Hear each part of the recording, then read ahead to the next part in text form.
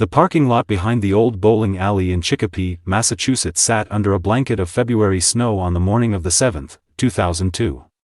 It was the kind of cold that made breath hang in the air like visible proof of life, the kind that made people walk faster toward wherever they were going, heads down against the wind that swept across the Connecticut River and through the streets of this western Massachusetts city. Most people in Chicopee, a city of about 55,000 tucked between Springfield and the smaller towns that dotted the Pioneer Valley, were already at work or school by 9:30 that morning. The bowling alley parking lot was empty except for a few employee vehicles clustered near the back entrance, their windshields scraped clean, engines long since cooled from the morning commute. What made someone look twice that morning, what made them slow down and then stop completely, was the car that shouldn't have been there. A silver Honda Civic, its windows fogged from the inside, parked at an odd angle near the dumpsters where the overnight plows had pushed snow into uneven banks. The car sat alone in a section of the lot that nobody used during business hours, positioned almost as if it had been trying to hide but had run out of space to disappear completely. When the bowling alley manager approached with his keys still in his hand, moving through the cold morning air that smelled like exhaust and ice, he noticed something through the cleared patch on the driver's side window. He saw a hand. Pale fingers pressed against the glass. Then he saw the profile of a face tilted at an angle that wasn't quite sleep. Then he saw 3 teenagers who would never go home again. 14 years would pass before anyone understood what really happened in that parking lot. 14 years of silence, of unanswered questions, of 3 families living with a grief that had no clear target, no person to blame, no resolution that made sense.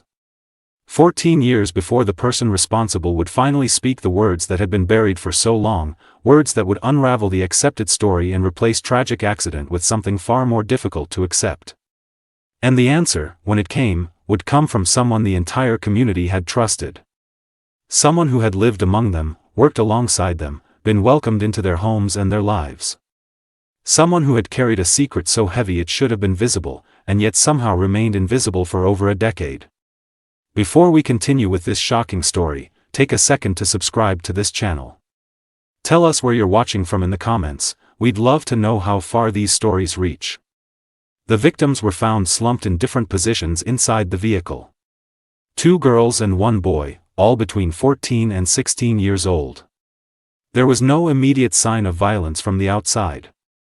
No shattered glass catching the morning light.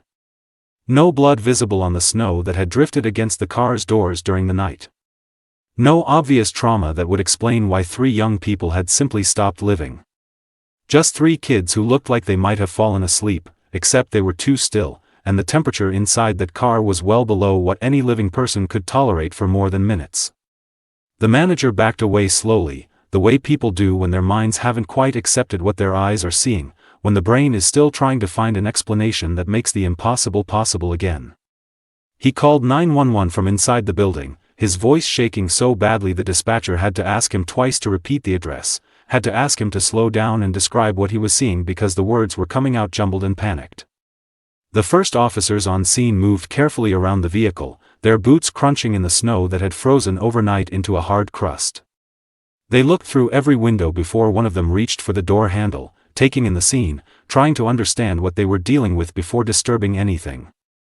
They could see the teenagers inside, one slumped against the driver's side window, one folded forward over the center console, one in the back seat with his head tilted back against the headrest. When the officer finally opened the driver's side door, the cold air that had been trapped inside rushed out in a visible wave that mixed with his breath in the morning light. The interior of the car smelled like exhaust. Strong enough that the officer stepped back immediately and covered his face with his sleeve, his eyes watering from the acrid chemical smell that was still present hours after whatever had happened had happened. The engine was off now, the keys missing from the ignition. But it had been running. They could tell from the residual heat still radiating from under the hood, from the way the snow had melted in a circle around the tailpipe before refreezing into a slick patch of ice that caught the light. From the pattern of condensation on the interior of the windows. From the way the teenagers' bodies were still slightly warm to the touch, not yet reached by the full cold of the February morning. The victims were identified within hours through the wallets and school IDs found in the car. 16-year-old Maria Hendricks, 15-year-old Jasmine Torres, and 14-year-old Kyle Brennan. All three attended Chicopee Comprehensive High School, a sprawling brick building on Front Street that served most of the city's teenagers. All three had been reported missing by their families the night before, around 11 p.m., when none of them had come home from what their parents thought was a trip to the movies at the Eastfield Mall. Maria's mother had called Jasmine's house first, her voice tight with the kind of worry that parents try to keep under control because giving voice to fear can make it real. Then Kyle's father had driven to the theater on Memorial Drive, checking the parking lot for Maria's sister's silver Honda, asking the teenage employees if they'd seen three kids matching his description. But the last showing had ended at 10:15, and no one working there remembered seeing Maria, Jasmine, or Kyle that night. By midnight, all three families were at the police station filing missing persons reports, filling out forms that asked for physical descriptions and clothing details and any identifying marks or tattoos. By 1 a.m., officers were checking the usual places: the all-night diner on Chicopee Street where teenagers sometimes gathered after curfew, the park near the river where couples went to be alone, the parking lot behind the old mill that had been abandoned for years and sometimes served as an impromptu hangout spot for kids who wanted to drink or smoke without being seen. By 3 a.m., the search had expanded to surrounding towns: Holyoke, South Hadley, West Springfield, anywhere three teenagers in a Honda Civic might have ended up. By dawn, the families were sitting in their living rooms, not sleeping, not talking much, just waiting for the phone to ring with news they were preparing themselves for but couldn't quite imagine. And then the worst possible news came, delivered by a detective who looked like he hadn't slept in days even though the investigation had only just begun. Detective Vincent Morales was 42 years old in 2002, a 20-year veteran of the Chicopee Police Department who had worked everything from domestic disputes to armed robbery but had never investigated the death of a child, let alone three children at once. The initial assessment pointed toward carbon monoxide poisoning. The medical examiner would need to confirm with blood tests and toxicology screens, but every sign was there. A running vehicle in an enclosed space, or in this case, a vehicle with snow piled against the exhaust pipe, redirecting the fumes back into the cabin through gaps in the undercarriage that existed in any car that had been driven for a few years on New England roads. It could happen accidentally. Kids sitting in a parked car to stay warm on a cold night, not realizing the danger. Not understanding that carbon monoxide has no smell, no taste, no warning signs that your body can detect. You just get tired. Your thinking gets fuzzy. You feel like you need to close your eyes for a minute. Then you fall asleep. Then you don't wake up. But even in those first hours, before any official determination had been made, something felt wrong to the investigators walking the scene. The car was parked too far from the building to be waiting for someone to come out of the bowling alley. Too isolated from the handful of other vehicles in the lot to be part of a normal parking pattern. The snow around the vehicle was mostly undisturbed except for a single set of footprints leading away from the driver's side door, boot prints, adult-sized, with a tread pattern that suggested work boots rather than the sneakers or casual shoes teenagers typically wore. The prints headed toward the street before disappearing into an area near the entrance of the parking lot that had been heavily trafficked the day before, where the snow had been packed down by multiple vehicles and pedestrians into an illegible mess. The teenagers' phones were found in the car. Two of them were dead, batteries drained from sitting and used overnight in the cold. One still had a small amount of battery life but showed no outgoing calls or texts after 8:45 the previous night. Their wallets were there, cash still inside. Jackets were draped over the back seats even though the temperature had dropped into the low 20s overnight. A half-empty bag of chips sat in the center console next to 2 cans of soda and a receipt from a gas station convenience store time-stamped at 8:37 p.m. What investigators couldn't find, and what bothered them immediately, were the car keys. The ignition was empty. The glove compartment had been opened, the latch was undone and the door hung slightly ajar, but no keys inside. No keys in any of the door pockets. No keys under the seats or in the trunk or anywhere in or around the vehicle. It was a detail that made Morales pause, made him walk the perimeter of the car again, made him look at the footprints in the snow with more attention than he had the first time. Chicopee in 2002 was a city caught between identities, between what it had been and what it was becoming. Once a thriving manufacturing center, home to the Fisk Tire Company and dozens of smaller plants that employed thousands of workers, it had watched its factories close one by one over the previous decades. The jobs went south, or overseas, or simply disappeared as companies consolidated or went bankrupt. By 2002, Chicopee was trying to reinvent itself as a bedroom community, a place where people could afford to buy houses even if they had to commute to Springfield or Hartford for work. The downtown had declined. The main shopping district had largely moved out to the strip malls near the highway. The bowling alley where the teenagers were found had been one of the last places in town where families could still afford an evening out, where a father could take his kids on a Friday night without worrying too much about the cost. The building itself had been there since the 1960s, its neon sign, half the letters burned out, never replaced, still visible from Route 33. The parking lot where the Honda sat had once been full every Friday and Saturday night, cars parked in neat rows, families streaming in and out. By 2002, it was mostly empty except for league nights and the occasional birthday party. The location mattered because it was visible from the street but not well lit. Because it was familiar enough that nobody would question a car parked there overnight, it could belong to an employee, could belong to someone whose car wouldn't start, could belong to any of a dozen innocent explanations that wouldn't draw attention. Because it was exactly the kind of place someone might choose if they wanted time before anyone noticed what had happened. The families of the three teenagers gathered at the police station later that morning, brought in separately and then united in their grief in a waiting room that had seen too many scenes like this, its walls painted an institutional beige that was supposed to be calming but only made everything feel more hopeless. Maria's mother kept asking the same question, over and over, as if repetition might change the answer. Why were they at the bowling alley? They said they were going to the movies. They told me the movies. Her voice cracked on the last word. Grief and confusion and guilt all tangled together in a sound that made the other parents flinch.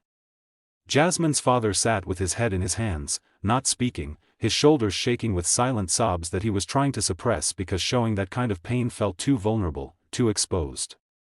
Kyle's parents held each other and cried the kind of tears that come from a place beyond language, beyond thought, beyond anything except the pure animal pain of losing a child.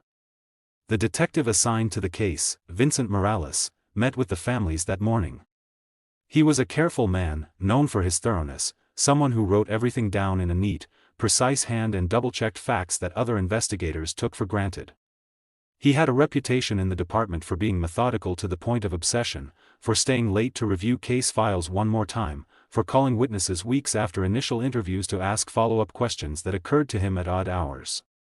When he met with the families, he promised them he would find out what happened. He didn't promise justice because he didn't yet know if there was justice to be found. He didn't know if this was a tragedy or a crime. But he promised he would get them answers. It was a promise that would haunt him for the next 14 years. The autopsies were completed within 48 hours. All three teenagers had died from carbon monoxide poisoning, with levels in their blood consistent with prolonged exposure in an enclosed space.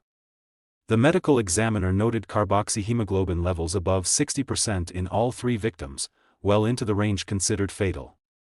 Time of death was estimated between 9 p.m. and midnight on February 6, based on body temperature, rigor mortis, and stomach contents.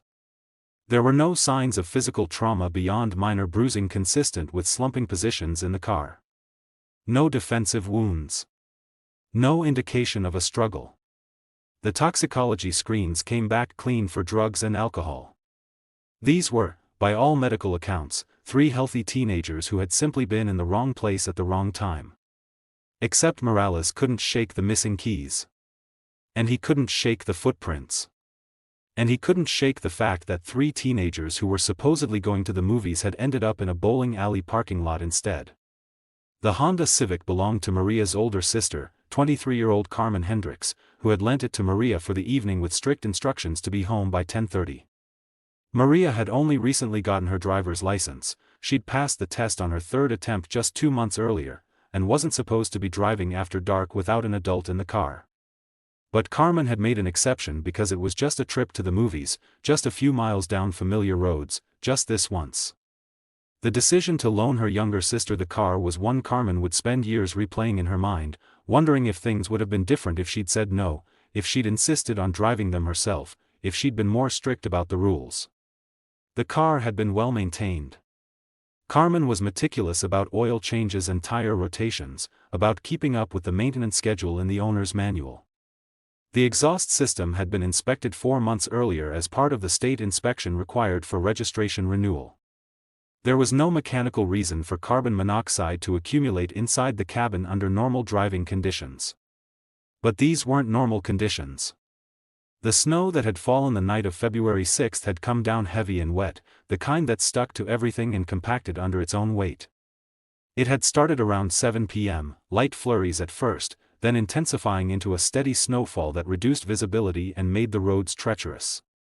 By the time the teenagers would have parked behind the bowling alley, assuming Morales's timeline was correct, several inches had already accumulated. The position of the car suggested it had been parked there for hours, long enough for snow to pile against the rear bumper and block the tailpipe. Long enough for the exhaust to have nowhere to go except back under the vehicle and into the cabin through the normal gaps and seams that exist in any car that's been driven for a few years on roads salted heavily every winter. It could happen accidentally. That's what the initial report concluded. That's what the medical examiner stated in the official record filed with the Hampton County District Attorney's Office. Accidental death by carbon monoxide poisoning. 3 teenagers making the kind of mistake that teenagers make, sitting in a car to stay warm, not understanding the danger, not recognizing the symptoms until it was too late. But Morales kept circling back to the same questions, kept writing them in his notebook in the margins of witness statements and evidence logs. Why were the keys missing? Who left those footprints in the snow? And why hadn't any of the teenagers tried to get out of the car? Carbon monoxide poisoning causes confusion and disorientation, yes, but it's not instantaneous. There should have been time, minutes, at least, when they realized something was wrong, when they could have opened a door, called for help, tried to escape. Unless they had been unconscious before the carbon monoxide built up to fatal levels. Unless something else had happened first. He interviewed the families again, this time separately, asking about the teenagers' state of mind, their relationships with each other, whether there had been any problems at school or at home that might suggest a suicide pact or a deliberate act. All 3 families insisted their children had been happy. Normal teenage stress, sure, tests and friend drama and college applications starting to loom on the horizon for the older 2, but nothing that would suggest they were running away or trying to hurt themselves. Maria had been looking forward to trying out for the spring musical. She'd been practicing songs in her bedroom for weeks, her voice carrying through the house at odd hours. Jasmine had just been accepted into an advanced art program at a community college in Springfield, a portfolio-based program that only took 15 students a year. She'd been planning her course schedule, talking about majoring in graphic design or illustration. Kyle had been saving money from his part-time job bagging groceries at the Big Y on Memorial Drive for a used mountain bike he'd seen advertised in the classifieds. He had almost enough saved. Another month or 2 of work and the bike would be his. These were kids with plans. Kids who were looking forward to things. Kids who had every reason to want to see tomorrow. Morales pulled phone records from the cellular provider, subpoenaed with a warrant that took 3 days to process. The last calls any of the teenagers made were around 8:30 that evening, all to their parents, all saying essentially the same thing: the movie had been good, they were leaving the theater soon, they'd be home by 10:30 like promised. The calls had been short, under a minute each, nothing unusual in the conversation patterns. The theater on Memorial Drive confirmed that a movie matching the timing the teenagers had described, an action movie that started at 6:30 and ran for about 2 hours, had let out around 8:15. But none of the teenage ushers or the middle-aged manager who worked the concession stand remembered seeing Maria, Jasmine, or Kyle that night. Morales showed them photos. Showed them the school pictures the families had provided, 3 kids smiling at the camera with that slightly uncomfortable expression teenagers get when forced to pose. Nobody recognized them. And when Morales checked the ticket stubs found in Maria's purse, carefully preserved in an evidence bag, they were dated from the previous weekend, February 2nd, a Sunday afternoon showing of a different movie entirely. The teenagers had never gone to the movies on February 6th. They had told their parents they were going to the movies, had used old ticket stubs as props if anyone asked to see proof, but they had gone somewhere else instead. And then, somehow, they had ended up in that parking lot. The question that kept Morales up at night was, where had they been between 8:30, when they called their parents, and 9 or 10 p.m., when they likely died? An hour, maybe an hour and a half, somewhere in Chicopee or the surrounding area. Doing what? Meeting someone? Going to a party? Just driving around because they had the car and the freedom and no adult supervision? He expanded the investigation, spending his days interviewing anyone who might have seen something, might have heard something, might have any information at all about where 3 teenagers in a silver Honda had been on the night of February 6. He interviewed every employee at the bowling alley, the kid who worked the shoe rental counter, the woman who managed the pro shop, the maintenance man who cleaned the lanes at night. He talked to every business owner on that strip of Chicopee Street, the Chinese restaurant, the auto parts store, the package store that sold lottery tickets and cheap beer.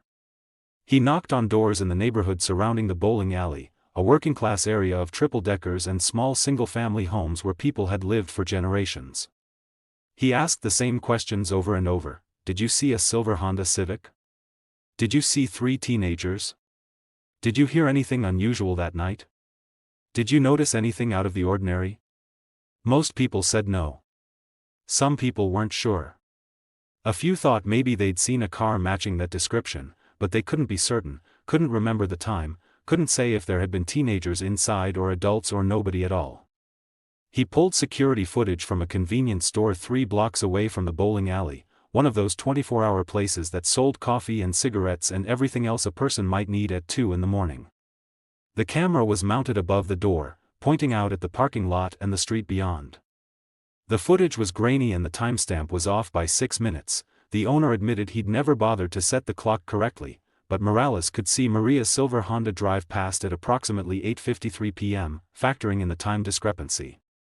He could see it was snowing, the flakes visible in the cone of light from the street lamp. He could see the car's headlights cutting through the darkness. But he couldn't see who was inside. Couldn't see if Maria was driving or if someone else was behind the wheel. Couldn't see if there were 3 people in the car or 4 or 5. Couldn't see where it went after it passed out of frame, disappearing into the snowy night.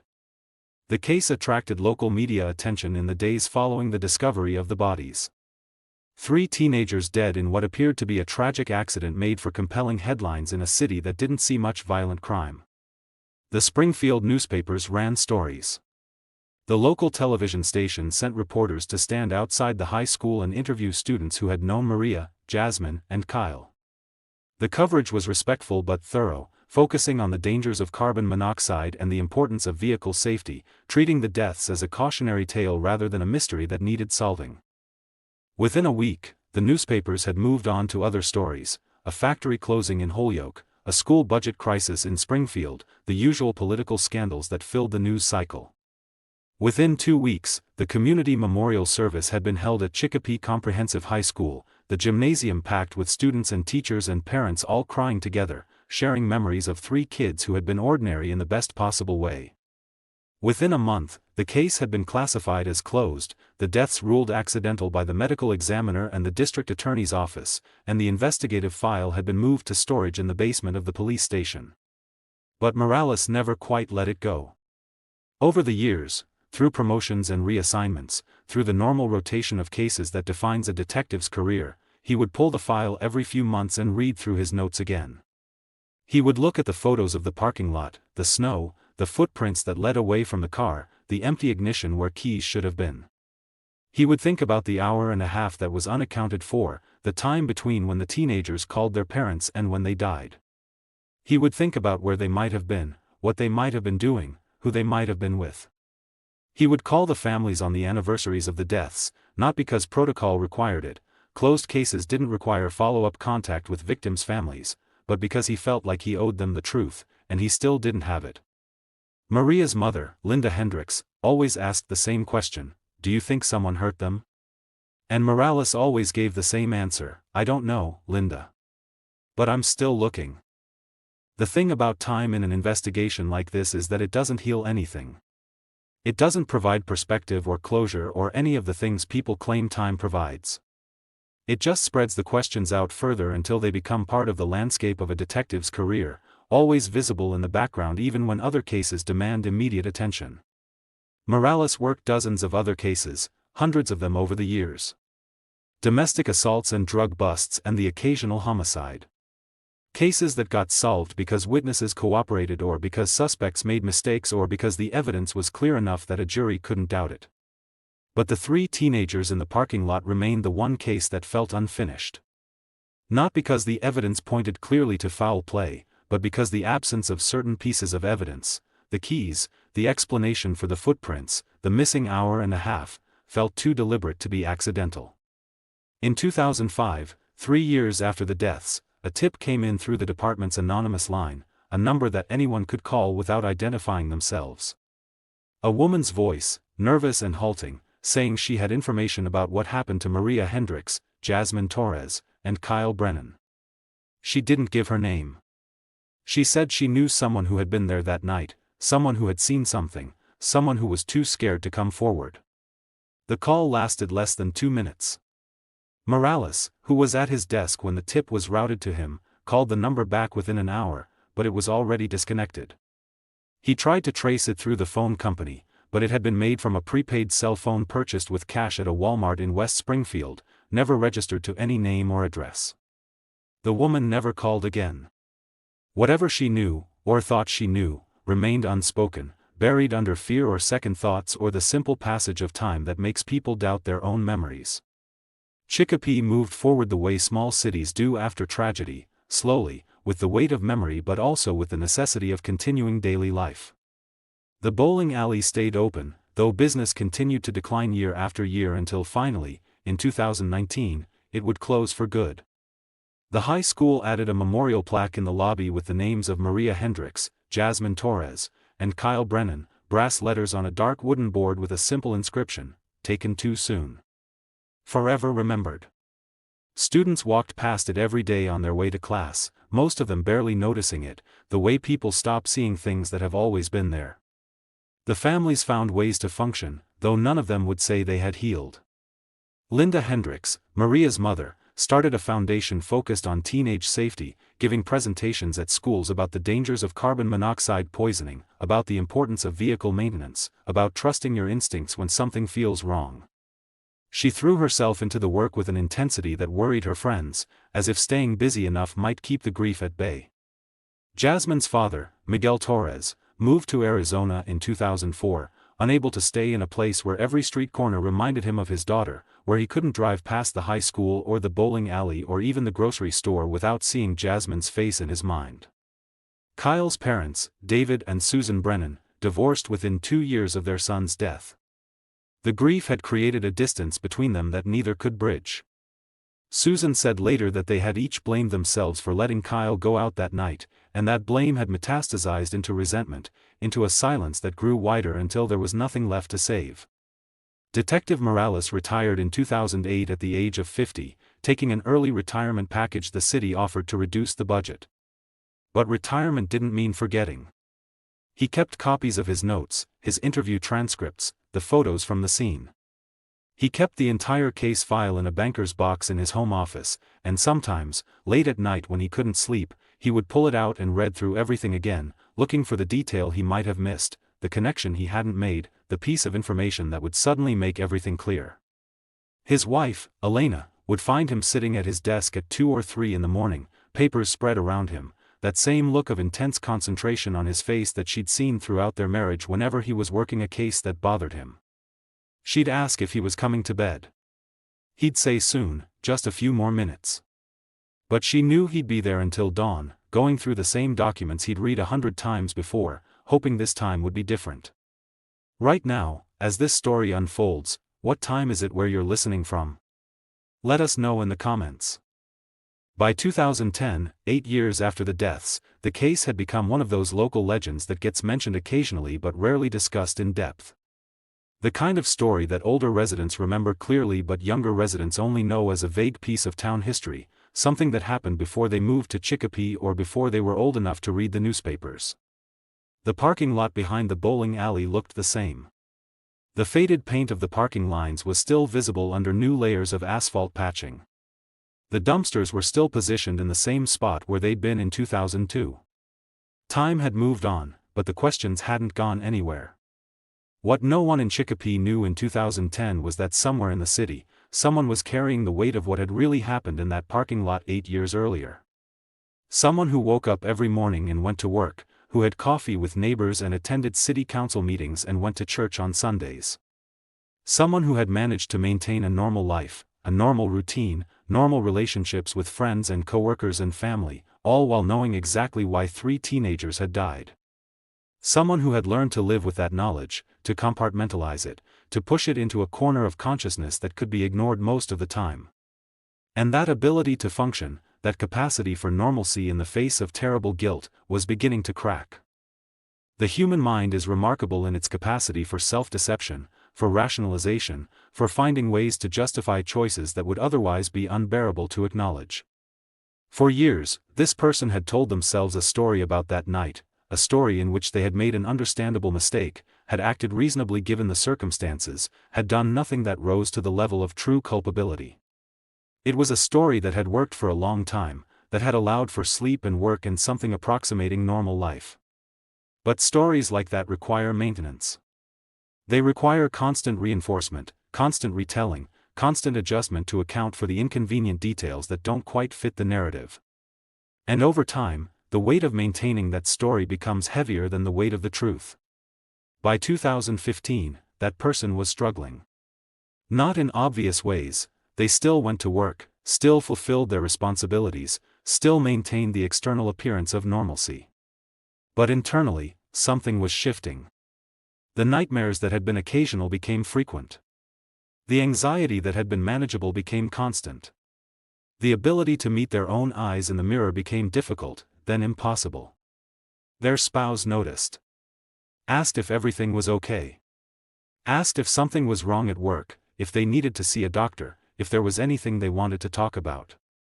The answer was always the same: I'm fine. Just tired. Just stressed. Just getting older. Nothing to worry about.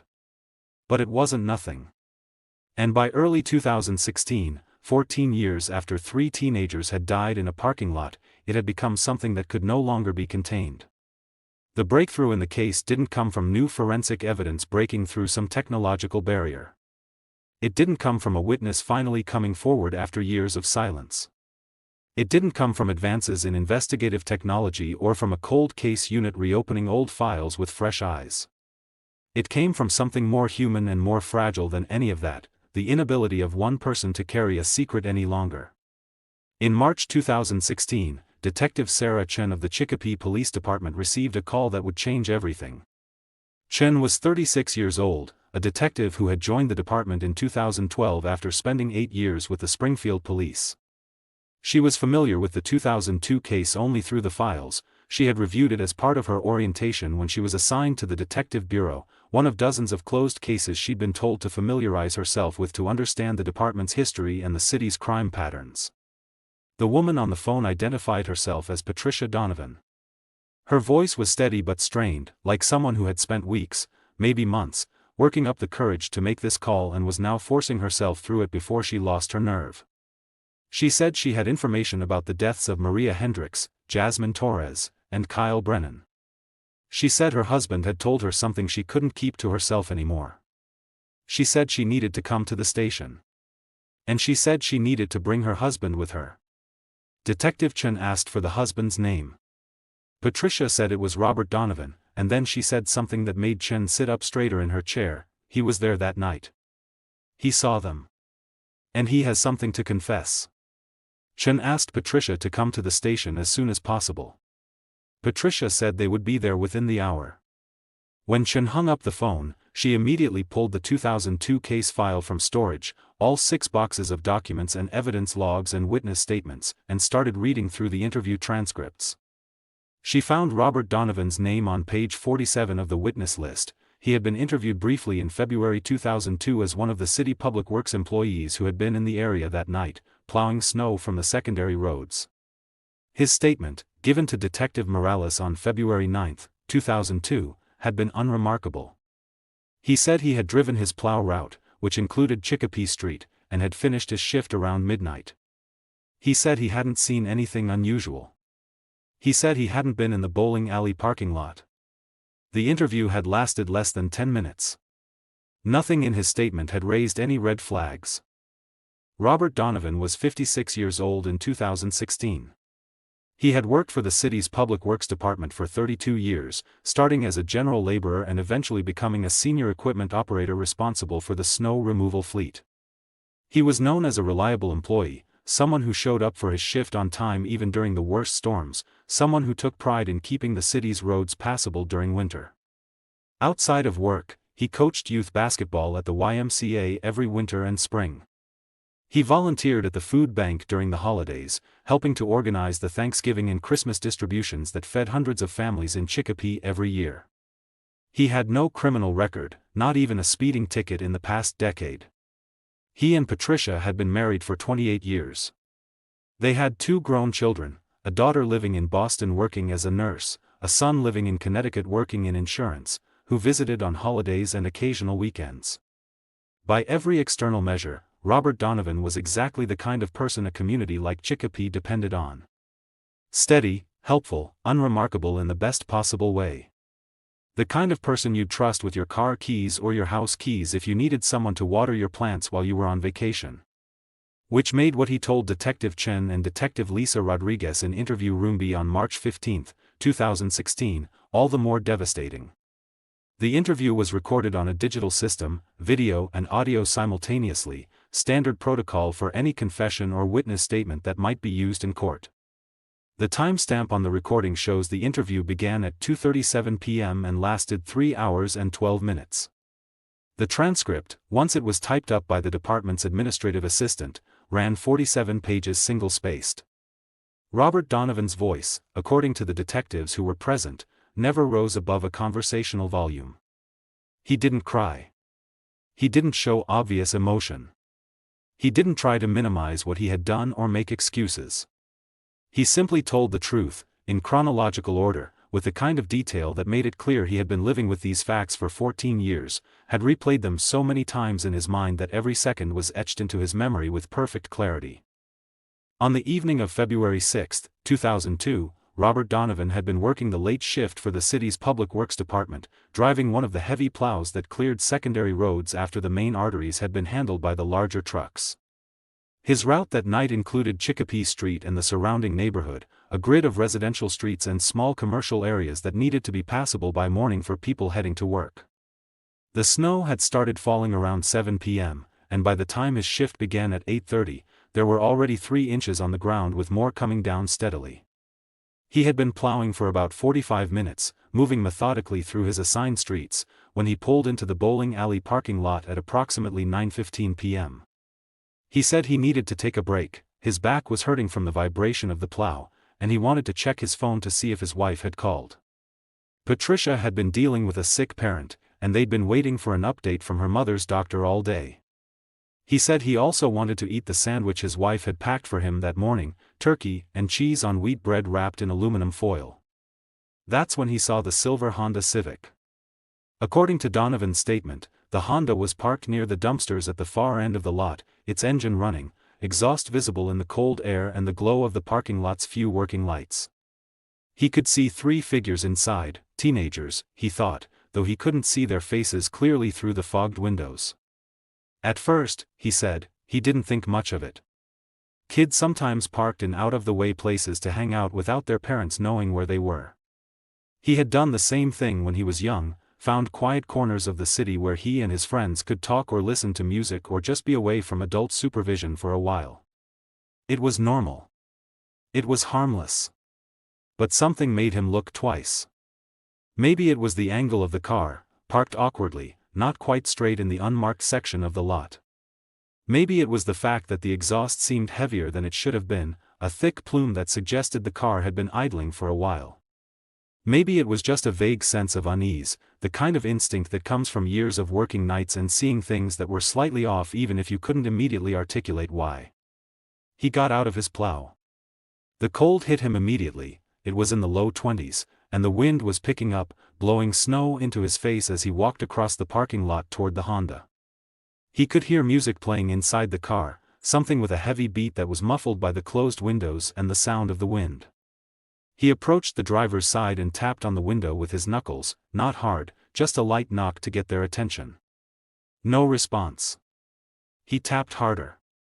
Still no response. The teenagers inside didn't move, didn't turn to look at him, didn't react at all. That's when he noticed the snow that had accumulated against the back of the car. He had driven his plow through this parking lot earlier in his shift, around 8:30, maybe 8:45, clearing the main driving lanes and pushing snow into piles near the dumpsters. The blade of his plow had pushed a significant amount of snow against the rear of the Honda, snow that was now pressed up against the exhaust pipe, blocking it partially or entirely. He understood immediately what that meant. The exhaust had nowhere to go. It was being redirected back under the car, seeping up through the normal gaps in the undercarriage, filling the cabin with carbon monoxide. He tried the door handle on the driver's side. It was unlocked. When he opened the door, the smell hit him, exhaust, strong and acrid, mixed with the cold air from outside. The girl in the driver's seat was slumped against the window, her dark hair falling across her face. The passenger beside her, another girl, was folded forward slightly, her head near the dashboard. The boy in the back seat had his head tilted back against the headrest, his mouth open, his eyes closed. Donovan said he reached in and shook the driver's shoulder. She didn't respond. Her skin was warm to the touch, but she felt limp, heavy in that way bodies feel when there's no muscle tension, no life animating them. He checked for a pulse on her wrist, pressing his fingers against the inside of her wrist the way he'd been taught in a first aid class years ago. It was there. Faint and slow, but there. He said his mind was racing, trying to figure out what to do, trying to remember the steps for helping someone who's unconscious. Call 911. That was the first step. Call for help. Get them out of the car. Start CPR if they're not breathing. He said later, much later, in that interview room with two detectives watching him, that he should have done those things right then. Should have called 911 on the cell phone in his pocket. Should have pulled the teenagers out of the car and laid them on the cold pavement and started chest compressions. Should have yelled for help even though there was no one around to hear him. Should have done any of the things a reasonable person would do when confronted with three kids who were clearly in medical distress, who were clearly dying or maybe already dead. But he didn't. Instead, Robert Donovan made a decision that would haunt him for the next 14 years. He closed the car door. He walked back to his plow, his boots crunching in the snow he had pushed into piles just minutes earlier. He took the Honda's keys with him. He said later he didn't know why, said he grabbed them from where they hung in the ignition without thinking, some animal instinct telling him not to leave evidence of his presence, not to leave anything that connected him to this scene. And then he drove away. He finished his plow route. He went home at the end of his shift. He ate breakfast with his wife. He went to bed. He got up the next day and went to work again, and when he heard the news about 3 teenagers found dead in a bowling alley parking lot, he said nothing. The detectives listening to this confession sat in silence for a long moment after Donovan finished speaking. The recording shows Chen leaning back in her chair, her pen motionless on the notepad in front of her. Rodriguez had her arms crossed, her expression unreadable. Outside the interview room, the normal sounds of the police station continued, phones ringing, voices in the hallway, the buzz of fluorescent lights, but inside, everything felt suspended. Chen was the first to speak. She asked Donovan to explain his reasoning. Why had he left? What had he been thinking in that moment? Donovan's answer, delivered in that same quiet voice, was both honest and inadequate. He panicked. He saw 3 teenagers who were unconscious, who looked dead or dying, and instead of helping them, his first thought was about himself. About not wanting to be involved. About not wanting to answer questions. About not wanting to deal with the complications that would come from calling 911 and explaining what had happened. He said he told himself the teenagers were probably drunk or high, that they'd wake up in a few minutes and wonder what had happened, that they'd be fine. He said he told himself it wasn't his responsibility, that he hadn't caused the problem, that they'd gotten themselves into this situation and they could get themselves out. He said he told himself a lot of things that night, rationalizations and justifications that let him drive away and go home and pretend it hadn't happened. But he knew, even then, that he was lying to himself. He knew those teenagers were in serious trouble. He knew they needed help. And he chose not to give it to them. Rodriguez asked if he had checked on them later that night. If he had driven back by the bowling alley after finishing his route, just to see if they were okay. Donovan said no. She asked if he had called anonymously to report what he had seen, called 911 from a pay phone somewhere to at least give them a chance. Donovan said no. She asked if he had told anyone what had happened in the immediate aftermath, confided in a friend or a coworker or even a priest. Donovan said he had told no one for 14 years except his wife, Patricia, and he had only told her 3 weeks earlier, in late February of 2016, after she had confronted him about the nightmares he'd been having, the insomnia that was getting worse, the way he seemed to be somewhere else even when he was sitting right next to her. Chen asked the question that everyone would later ask, the question that would dominate the news coverage and the public discussion and the painful conversations in Chicopee homes and churches and coffee shops: why now? Why confess after 14 years? Why come forward when you could have continued living your life, continued keeping the secret, continued pretending it had never happened? Donovan's answer was simple in its honesty: he couldn't carry it anymore. He said he had tried. He said for years he had functioned relatively normally, had gone to work and coached basketball and volunteered at the food bank and acted like a person who didn't have blood on his hands. But the weight of what he had done, or more accurately, what he hadn't done, had been growing heavier instead of lighter. He said he kept thinking about the families, about the parents who had spent 14 years believing their children's deaths were a tragic accident, an act of God or fate or simple bad luck. He said he knew those families deserved to know the truth. He said he knew confessing wouldn't bring the teenagers back, wouldn't undo what had happened, wouldn't make anything right. But it might at least give the families the truth. It might at least let them know their children's deaths hadn't been entirely accidental, that someone had been there, that someone could have helped. He said Patricia had been the one who finally pushed him to come forward. After he told her what had happened, she had spent days processing it, trying to reconcile the man she had been married to for nearly 3 decades with the person who had done something so unthinkable. She had asked him if he planned to tell the police. He had said he didn't know, that he was scared, that he didn't know if he could handle the consequences. She had told him he didn't have a choice. That living with the secret was killing him, and that keeping the secret was making her complicit in what had happened. That if he didn't turn himself in, she would do it for him. Chen asked if he understood he would be arrested. Donovan said yes. She asked if he wanted to have a lawyer present before continuing the interview. Donovan said no. He said he had already decided to tell the truth, and having a lawyer would only delay it, would only give him time to second-guess himself and maybe change his mind. He said he wanted to get it all out, wanted to say everything while he still had the courage to say it. Rodriguez asked about specific details. About the timeline, about what he had seen, about the physical condition of the teenagers when he opened the car door. She asked about the keys, why he had taken them, what he had done with them. Donovan said he had kept the keys all these years, unable to throw them away but also unable to return them. He said they were in a storage locker he rented in West Springfield, a small 5x5 unit where he kept old tools and boxes of Christmas decorations and other things he didn't have room for at home. He said he would tell them exactly where to find the keys if they wanted to verify his story. The confession was corroborated by physical evidence that had been documented in 2002 but never fully explained. Chen and Rodriguez pulled the case file right there in the interview room, spreading crime scene photos and evidence logs across the table. The footprints leading away from the Honda matched the size and tread pattern of the boots issued to City Public Works employees, size 11, a specific tread pattern from a manufacturer that supplied work boots to municipal departments across Massachusetts.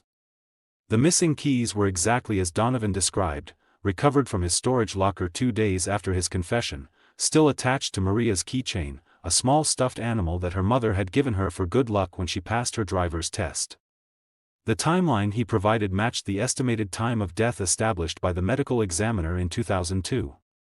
His description of the scene, the position of the bodies, the fogged windows, the smell of exhaust, matched the photographs taken by investigators 14 years earlier. Most damning of all was a detail from Donovan's original interview in February 2002.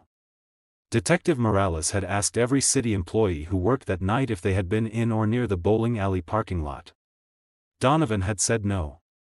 He had lied directly to a police detective conducting a death investigation, had looked Morales in the eye and said he hadn't been there, hadn't seen anything. That lie, captured in an interview transcript filed away for 14 years, became evidence of consciousness of guilt.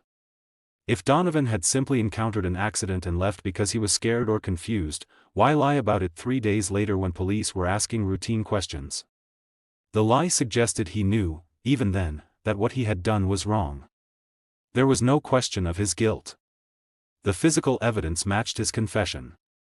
His own words, recorded in 2002, contradicted his current statement. The only question was what to charge him with, how to translate his actions, or inaction, into the language of criminal law. The legal proceedings that followed were complicated by the passage of time and the nature of Donovan's actions. He hadn't killed the teenagers directly. He hadn't caused the carbon monoxide poisoning. He hadn't blocked the exhaust pipe deliberately, he'd done it inadvertently with his plow, pushing snow without knowing the Honda was parked behind it. But his decision to leave them unconscious in a running car, his decision not to call for help, his decision to prioritize his own comfort and convenience over 3 young lives, had almost certainly contributed to their deaths. If he had called 911 immediately, if he had pulled them from the vehicle, if he had started CPR while waiting for paramedics to arrive, there was a chance, maybe a small chance, but a real chance, that one or more of them could have survived. The medical examiner was consulted again, asked to review the autopsy reports from 2002 in light of the new information. Her supplemental report, filed in April 2016, stated that the teenagers had likely been unconscious but still alive when Donovan encountered them. Their carboxyhemoglobin levels, while ultimately fatal, were consistent with exposure that had been ongoing but not yet complete. With immediate medical intervention, removal from the vehicle, administration of oxygen, potential hyperbaric treatment, survival was possible, though far from guaranteed. The report concluded that Donovan's failure to render aid had substantially contributed to the deaths of the 3 victims. The Hampton County District Attorney's Office spent 3 months consulting with legal scholars, reviewing case law, and preparing the charges. In August of 2016, Robert Donovan was formally charged with 3 counts of involuntary manslaughter and 3 counts of failure to render aid resulting in death. The charges carried a maximum combined sentence of 45 years in prison. He was arrested at his home on a Tuesday morning, led out in handcuffs while his neighbors watched from their porches and windows, trying to understand how the man they'd known for decades could be connected to a tragedy from 14 years ago. The arrest shocked Chicopee in a way that the original deaths hadn't. In 2002, the community had mourned 3 teenagers lost to a tragic accident, had attended their funerals and memorial services and felt the general sadness that comes when young people die before their time. But the grief had been contained, manageable, something that could be processed and eventually, slowly, moved past. In 2016, the community had to reckon with something far more disturbing: the tragedy hadn't been entirely accidental. Someone had made a choice that turned a potentially survivable situation into a fatal one. And that someone had been living among them all these years, shopping at the same grocery stores, attending the same community events, trusted with coaching their children and volunteering in their schools.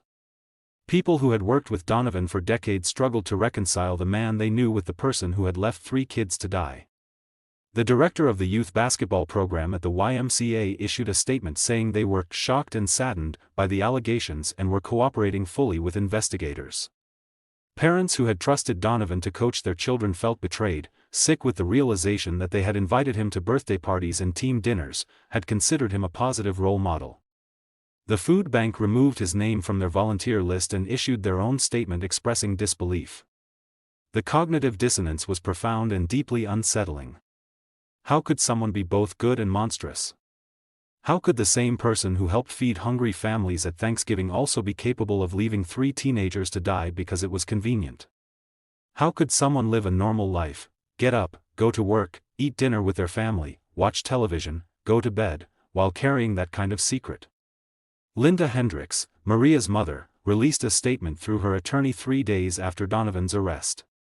She said she had spent 14 years believing her daughter's death was a terrible accident, an act of cruel chance that had stolen Maria's life for no reason at all. She said she had made peace with that explanation, had built her life around the understanding that sometimes terrible things happen and there's no one to blame. Now she had to process the knowledge that Maria's death might have been preventable. That if one person had made a different choice, if one person had acted with basic human decency, Maria might still be alive. She said she didn't know if that knowledge made things better or worse. She said she was grateful for the truth, grateful that someone had finally come forward, grateful that Detective Chen and Detective Rodriguez had treated the confession seriously and moved quickly to arrest Donovan. But she was also devastated by what the truth meant. Devastated by the 14 years she had spent mourning an accident that wasn't quite an accident. Devastated by the thought of her daughter lying unconscious in that car while someone walked away. Miguel Torres, Jasmine's father, flew back to Massachusetts from Arizona as soon as he heard about the arrest.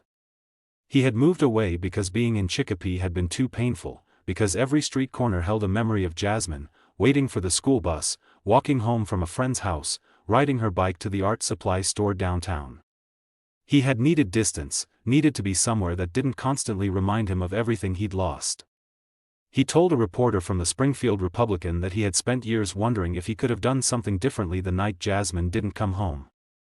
If he should have called the police sooner, should have driven around looking for her himself instead of waiting at the house for her to walk through the door. He said knowing that someone else had been there, had seen Jasmine in distress, and had chosen to do nothing, was almost unbearable. He said he couldn't understand how a person makes that choice.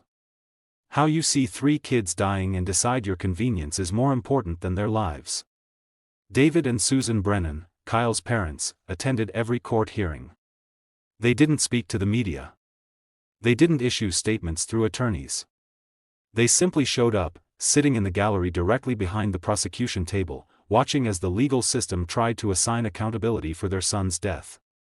Their presence was quiet but powerful, a constant reminder that this wasn't just an academic exercise in criminal law but a case about real people, real loss, real grief that had lasted 14 years and would last the rest of their lives. Vincent Morales, the original detective on the case, was contacted by Detective Chen as soon as Donovan confessed. Chen wanted to bring Morales up to speed, wanted his input on the investigation, wanted to make sure the current team didn't miss anything he might have learned during his original investigation in 2002. Morales was 71 years old by then, living in a modest ranch house in South Hadley, spending his retirement gardening and reading and trying not to think too much about the cases he hadn't solved.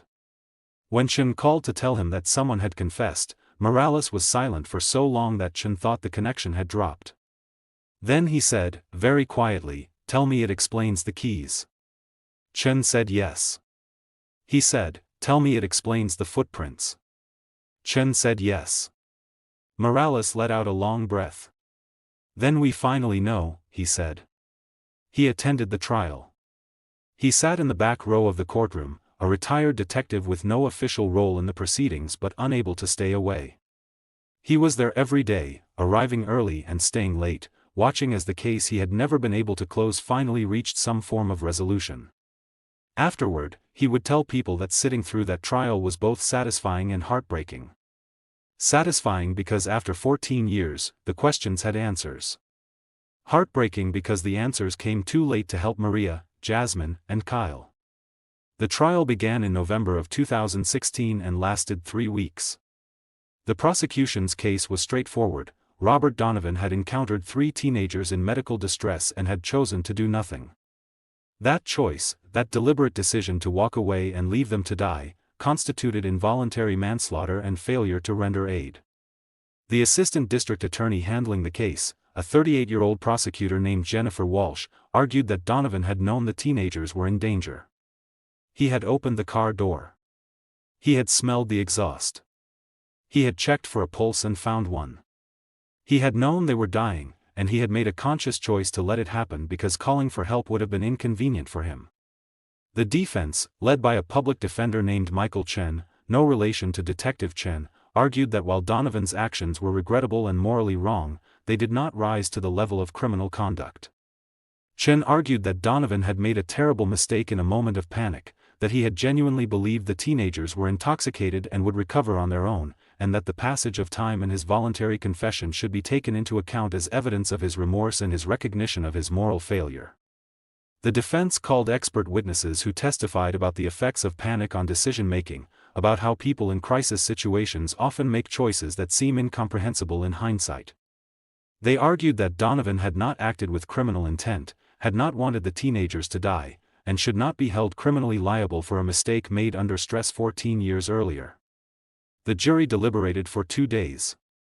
The court was packed for the reading of the verdict. Families, media, community members who had followed the case, retired police officers including Vincent Morales.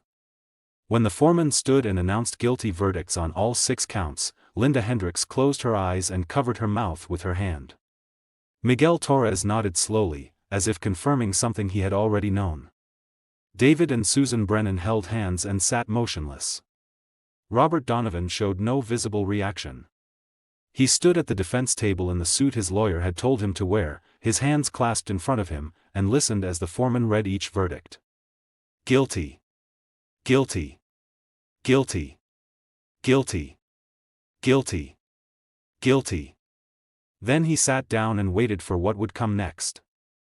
At sentencing in January of 2017, Judge Margaret O'Brien acknowledged that this was not a typical case. Donovan had not acted with malice. He had not intended to cause harm. He had not been motivated by anger or hatred or greed. But his inaction, his decision to prioritize his own convenience over 3 young lives, had had fatal consequences. The judge said that while she understood the defense's arguments about panic and poor decision-making, she could not ignore the fact that Donovan had made multiple choices that night, not just the initial choice to walk away, but the choice not to call for help anonymously, the choice not to go back and check on the teenagers later, the choice to lie to police when questioned 3 days later. Each of those choices, the judge said, reflected a moral failure that went beyond simple panic. Judge O'Brien sentenced Donovan to 15 years in prison, with the possibility of parole after 10 years. She said the sentence reflected both the severity of his actions and his eventual decision to confess. She noted that without his confession, the case would likely never have been solved, and while that didn't excuse what he had done, it demonstrated at least some measure of conscience and remorse. Before he was led out of the courtroom by the court officers, Donovan asked if he could speak. His lawyer advised against it, but Donovan insisted. The judge allowed it. Donovan turned to face the families sitting behind the prosecution table. His voice was barely audible, even in the silent courtroom. He said, "I'm sorry. I know that doesn't change anything. I know it doesn't bring them back. But I'm sorry for what I did. I'm sorry for every day I stayed silent. I'm sorry for the pain I caused all of you." His voice broke on the last few words, the first emotion he had shown since his arrest.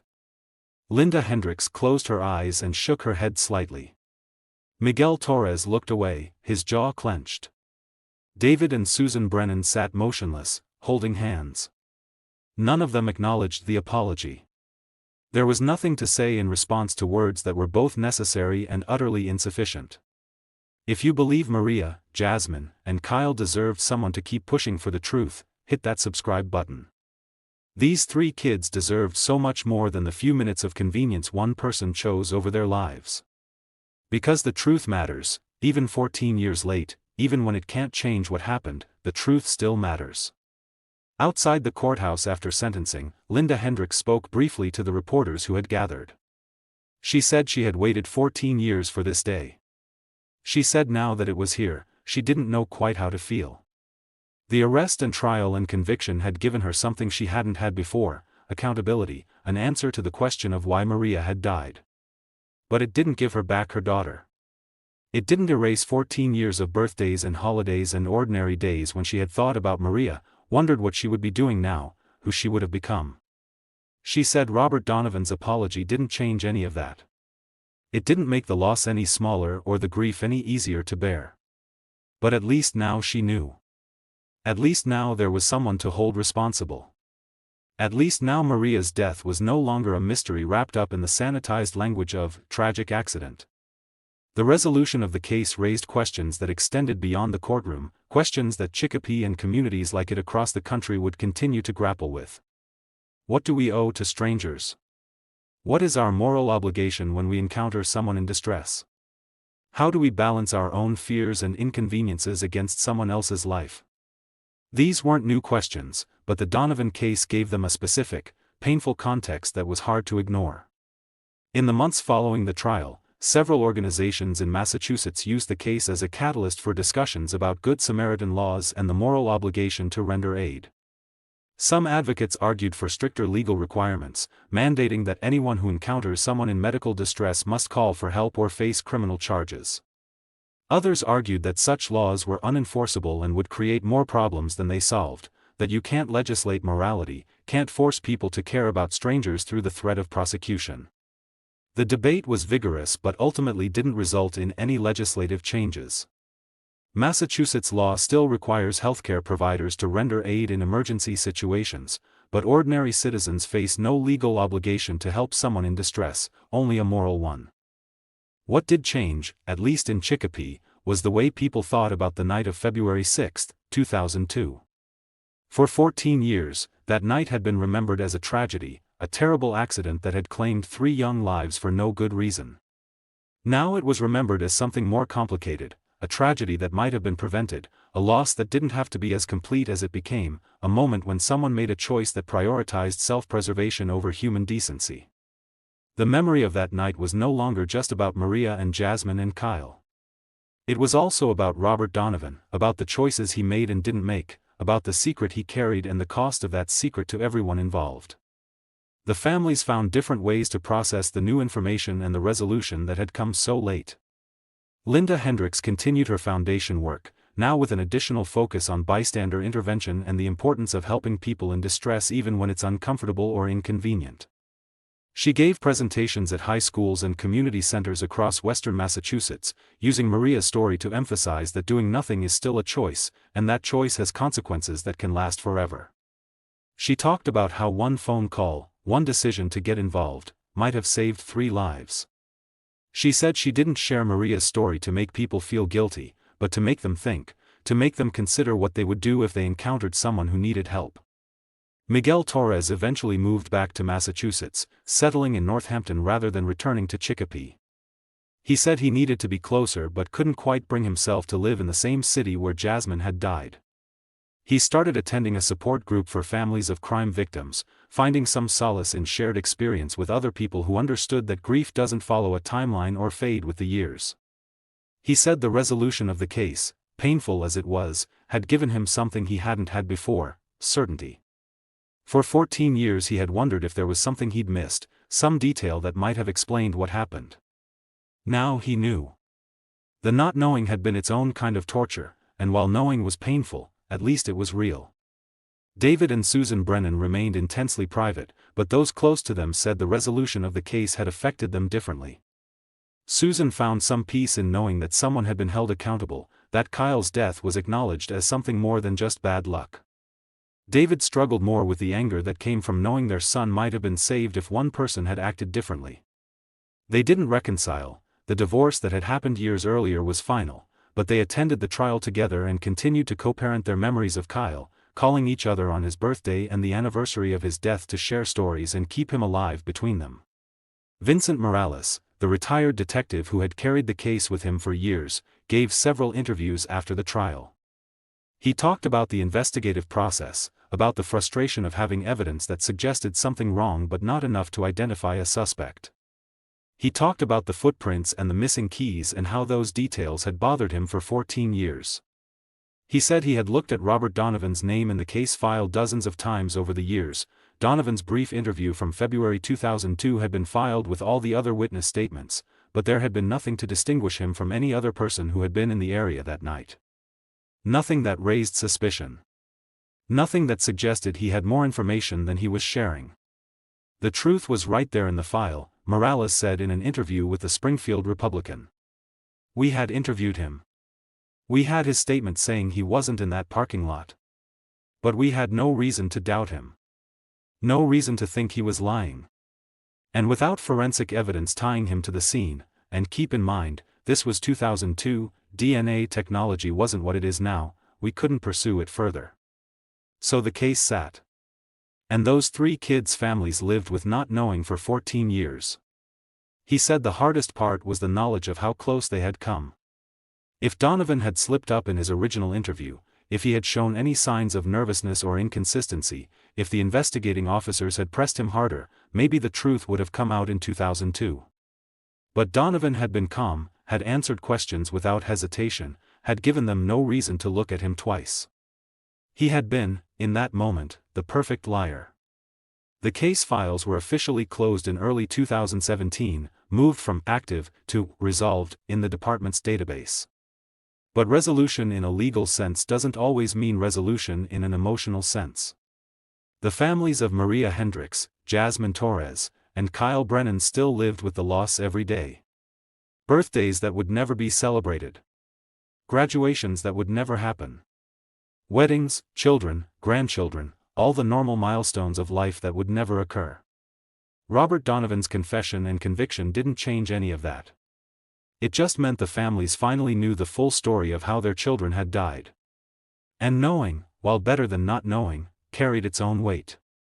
In the years since the trial, Chicopee has continued to change the way all cities do.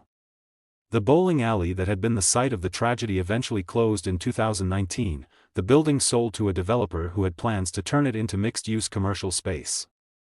Those plans stalled during the economic uncertainty of 2020, and as of this telling, the building sits empty, windows boarded up, the faded neon sign long since removed.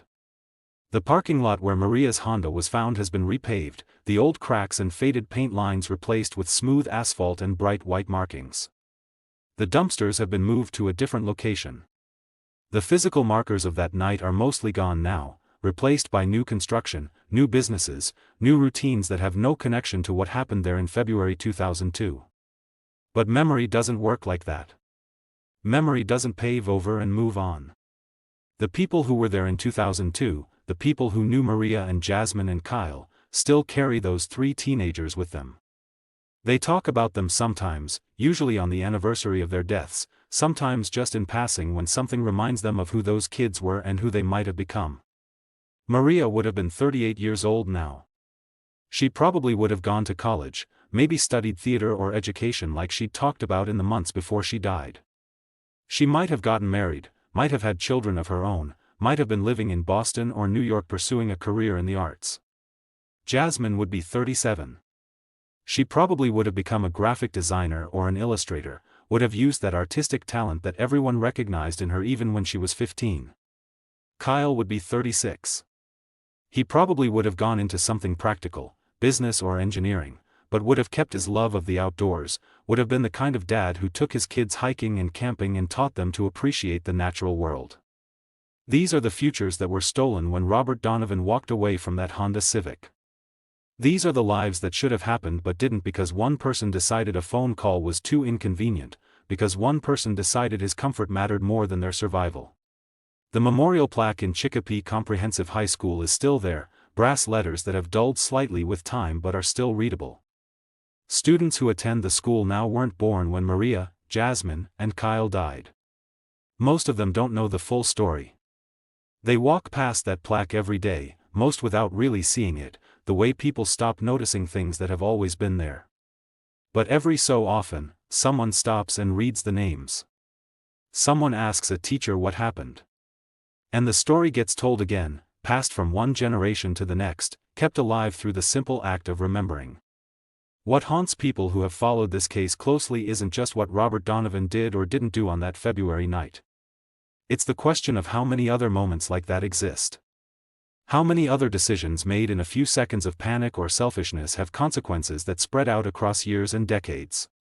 How many other people are carrying secrets like the one Donovan carried, secrets about moments when they could have helped but didn't, when they could have intervened but walked away? The case forces an uncomfortable confrontation with the capacity we all have for both good and terrible choices, and the recognition that sometimes the difference between the two is nothing more than whether we act or whether we turn away. Robert Donovan is currently serving his sentence at the Massachusetts Correctional Institution at Cedar Junction. By all accounts, he has been a model prisoner, quiet, compliant, no disciplinary issues. He works in the prison library, helping other inmates prepare for their GED exams. He will be eligible for parole in 2027. The parole board will have to weigh his voluntary confession, his lack of prior criminal history, his behavior in prison, and the expressions of remorse he has made in various contexts against the severity of his crime and the lasting impact on 3 families. It's impossible to predict what decision they'll make. Some will argue that a man who voluntarily confessed after 14 years deserves a second chance. Others will argue that no amount of remorse can erase the fact that 3 teenagers died because he chose convenience over their lives. Patricia Donovan filed for divorce in 2018. In a brief statement to the court, required because she was seeking dissolution of a marriage of nearly 30 years, she said she had loved her husband for most of her adult life. She said she had thought she knew him completely. She said discovering what he had done, what he had been carrying for 14 years of their marriage, had broken something fundamental in her understanding of who he was and who they were together. She said she hoped the families of Maria, Jasmine, and Kyle could find some measure of peace. And she said she needed to find a way to live with what her husband had done, and she couldn't do that while still being married to him. The divorce was finalized quietly, without media attention. Patricia still lives in Chicopee, though she has moved to a different neighborhood. She no longer volunteers at the food bank or attends the church where she and Robert had been members for decades. She has, by necessity, built a new life separate from the old one. The question of why Robert Donovan confessed when he did, after 14 years of silence, has been analyzed extensively by psychologists, criminologists, and journalists looking for insights into how guilt works, how secrets corrode, how people live with knowledge of terrible things they've done. Some experts point to the natural decay of psychological defenses over time, the way guilt erodes the barriers people build to protect themselves from their own actions. Some suggest that aging and the approach of mortality can trigger a need for confession, a desire to face the truth before it's too late. Some note that Patricia's health scare in late 2015, she had been diagnosed with a serious but treatable condition that required surgery and months of recovery, may have forced Donovan to confront his own mortality and the prospect of dying without having told the truth. Whatever the reason, the confession came. And with it came the kind of resolution that doesn't feel satisfying because it arrives too late to change anything that matters. And if you haven't already, please subscribe, like, and share this with someone you know who values stories like this. I'll see you in the next one.